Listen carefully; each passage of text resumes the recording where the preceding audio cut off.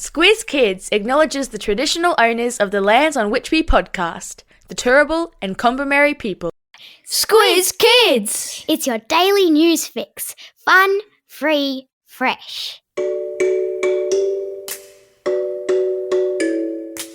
Hello and welcome to Squiz Kids Today, your fresh take on what's happening in the world around you. I'm Bryce Corbett. It's Thursday, September 18. In Squiz Kids Today, Gout sprints into history.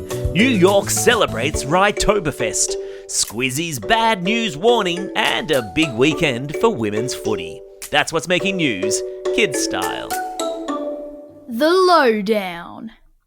Australia's teenage sprint sensation Gout Gout took another confident stride into the record books last night, beating some of the fastest men in the world to qualify for a semi-final in the 200 metres at the World Athletics Championships in Japan. With the eyes of the world on him, the 17-year-old from Ipswich looked a little nervous as he took to the blocks. Understandable, given that he is the youngest man ever to be selected for a World Championships in athletics.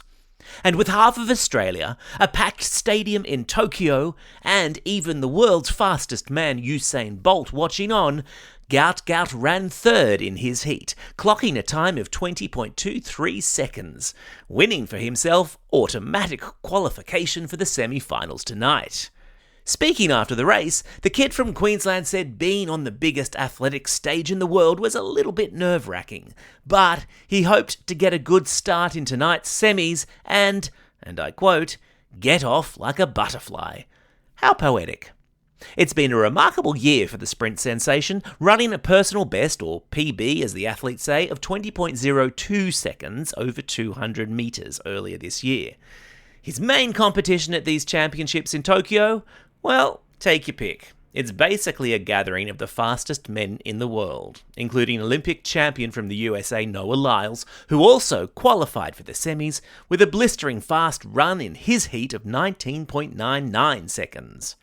The current world record time, just for reference in the 200 metres, is 19.19 seconds, set by Usain Bolt himself back in 2009.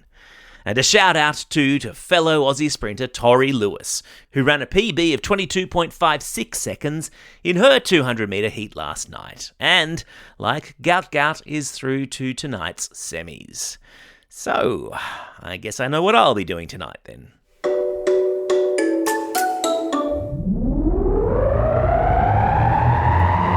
Spin the globe. Each day we give the world globe a spin and find a news story from wherever it stops. And today we've landed in New York City, where the name Ryan could be heard echoing all over town last weekend. And that's because a special event called Rytoberfest took place there, where people called Ryan met up to try and break the Guinness record for the number of people gathering in one place with the same name. No news on whether they actually broke the Guinness World Record. Exact numbers are still being counted, but there would have to have been a whole lot of Ryans in attendance to beat the existing record, which went to a gathering of Ivans, who got together in Bosnia-Herzegovina in 2017, and numbered an impressive 2,325. That's a whole lot of Ivans.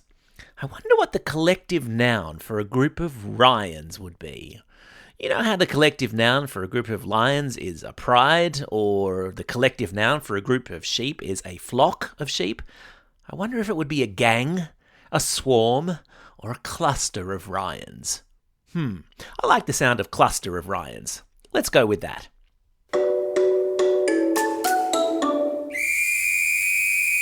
Sport time! And it wouldn't be a Thursday in September without a Squiz Kids footy finals preview.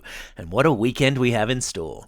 The NRLW finals kick off this weekend, with the big-hitting women of the National Rugby League competition duking it out for a shot at the premiership. Saturday we'll see the Knights take on the Titans in the first game of the day, followed soon after by the clash between the Sharks and the Cowboys. The winners of these two matches will go on to play the Roosters and the Broncos in next weekend's semis. Meanwhile, for the fellas, this weekend we'll see the Raiders tackle the Sharks in the first NRL preliminary final. Then on Sunday, the Bulldogs and Panthers battle it out, with the winners of those two games winning the right to play in the semis against the Broncos and the Storm. Meanwhile, in AFL land, all eyes will be on the MCG tomorrow night, when the Hawks take on Geelong, and then again on Saturday, when reigning premiers the Brisbane Lions face off against Collingwood. The winners of those two games will go to the grand final on Saturday week, because too much footy is never enough.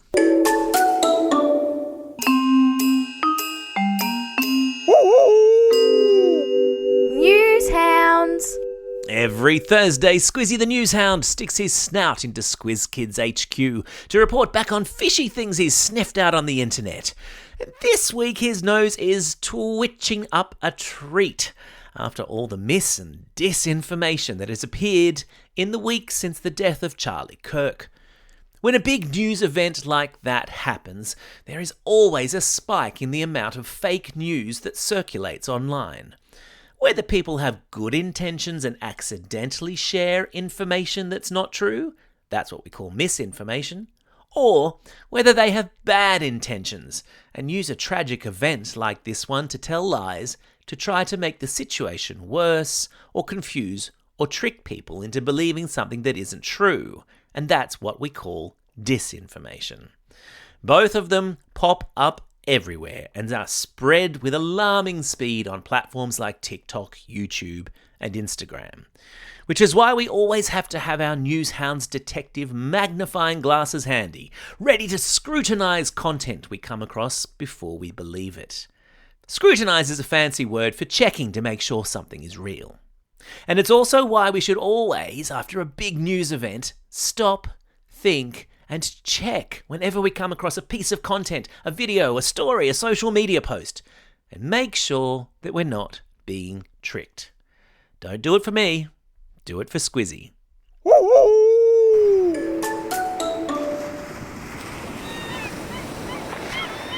Listen to that. Can you hear that sound? It's the sound of holidays. And yes, they are almost upon us. If you're in Queensland or the NT or Victoria, tomorrow's your last day of Term 3. Kids in the rest of Australia, soz, but you've got another week.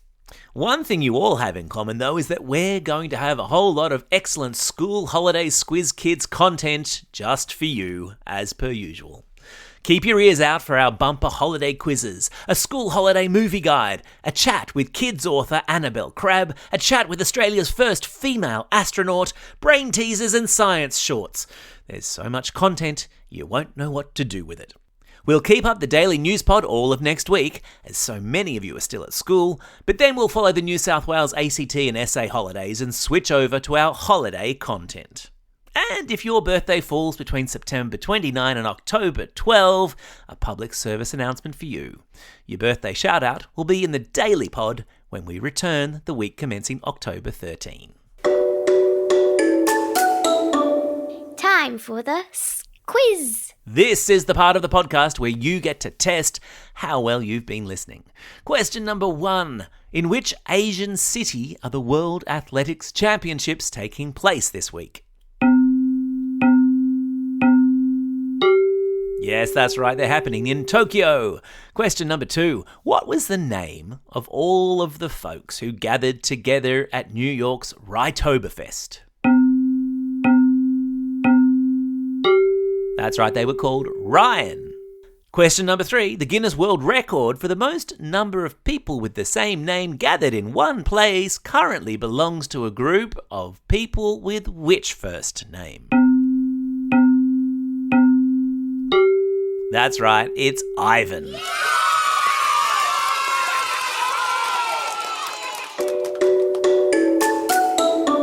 Shoutouts. It's Thursday, September 18. Round 1 of the NBL, our National Basketball League, kicks off tonight when the Tassie Jack Jumpers take on Melbourne United. It's also National Cheeseburger Day in the United States. Yum. I feel like maybe every day is National Cheeseburger Day in my teenage son's life. Today is also a special day for these Squiz kids celebrating a birthday today.